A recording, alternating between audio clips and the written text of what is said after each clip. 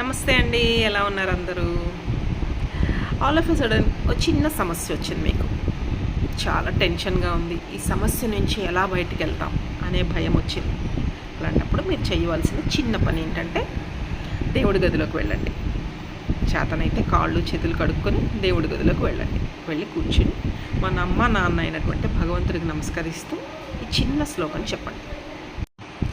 न तातो न माता न बन्धुर्न दाता न पुत्रो न पुत्री न भृत्योर्न भर्ता न जाया न विद्या न वृत्तिर्ममैव गतिस्वं गतिस्वं त्वमेका भवानी गतिस्वं गतिस्वं त्वमेका भवानी गतिस्वं गतिस्वं त्वमेका भवानी.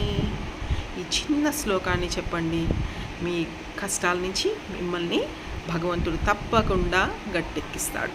మన నమ్ముకున్న అమ్మనే మనకు సాక్ష్యం అంటారా? నమస్తే.